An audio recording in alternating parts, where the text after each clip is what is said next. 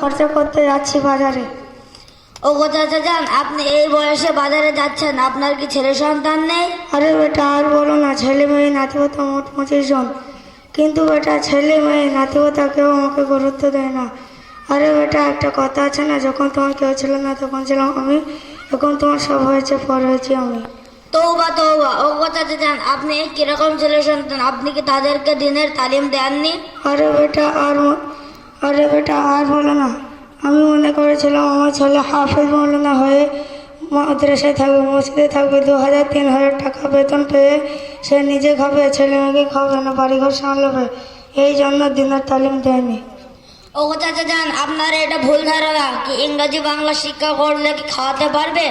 আরে মৌলবি না হলে না খাওয়ায় মেরে ফেলবে। দাঁড়ান চাচা, আমাদের ডিঙের হাফিজিয়া মাদ্রাসায় একজন শিক্ষক, ওনাকে জিজ্ঞেস করি। আসসালামু আলাইকুম ওয়া রাহমাতুল্লাহি ওয়া বারাকাতুহু। ওয়া আলাইকুম আসসালাম ওয়া রাহমাতুল্লাহি ওয়া বারাকাতুহু। মাওলানা সাহেব চাচা যান বলছেন 2-3 হাজার বেতন, নিজে কি খাবে, আমাকে কি খাওয়াবে? লা হাওলা ওয়ালা কুওয়াতা ইল্লা বিল্লাহ। চাচা জান, এটা শুধু আপনার ধারণা না, অধিকাংশ মানুষের এটাই ধারণা যে হাফিজ মাওলানারা ভালো করে সংসার চালাতে পারে না, অথচ খাওয়ানোর মালিক আল্লাহ, যে সবাইকে খাওয়ায় রুজি দেয়। যদি শিক্ষার জড়িতের সাথে থাকতো তাহলে কত মূর্খ মানুষ না খেয়ে মারা যেত। কিন্তু চাচা যান এরকম হয় না। কিন্তু চাচা যান, আপনি হয়তো দেখেছেন এমন মানুষ আছে যে নিজের সইটাও করতে জানে না, অথচ তার 2 তলা বাড়ি, মাল, ধন, সম্পদ একটি শিক্ষিত চাইতেও বেশি। কিন্তু চাচা যান, আপনি কি কখনো দেখেছেন কোন হাফিজ মাওলানা না খেয়ে মারা গিয়েছে বা ক্ষুধার জ্বালায় গলায় দড়িয়ে দিয়েছে? কিন্তু এরকম হয় না। কিন্তু চাচা যান, আপনি হয়তো দেখেছেন প্রত্যেকটা জায়গায় বড় বড় মেহফিলে তেনার সম্মান করা হয়, অথচ আপনি হয়তো দেখেছেন এমন মানুষ আছে বিএ পাশ করে বেকার ঘুরে বেড়ায়, ডাক্তার, ইঞ্জিনিয়ার, কারণেওয়ালা বেকার বসে আছে। কিন্তু চাচা যান, আপনি কি কখনো দেখেছেন কোনো হাফিজ বেকার বসে আছে, কোনো মাওলানা বেকার বসে আছে?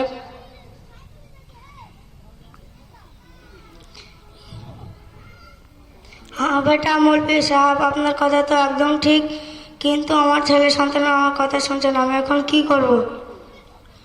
শুনেন চাচা, আপনি যদি আপনার ছেলে সন্তানকে দিনের শিক্ষা দিতেন তাহলে আপনাকে এই দৃশ্য দেখতে হতো না। আপনার কথা মেনে চলতো, আপনার সম্মান করত। মাদ্রাসা শেখানো হয় যে মায়ের পায়ের নিচে জান্নাত, বাবার পায়ের নিচে জান্নাতের দরজা আছে। চাচা যান, আপনার কি কিছু বুঝে আসছে? হ্যাঁ, কিছু কিছু বুঝে আসছে।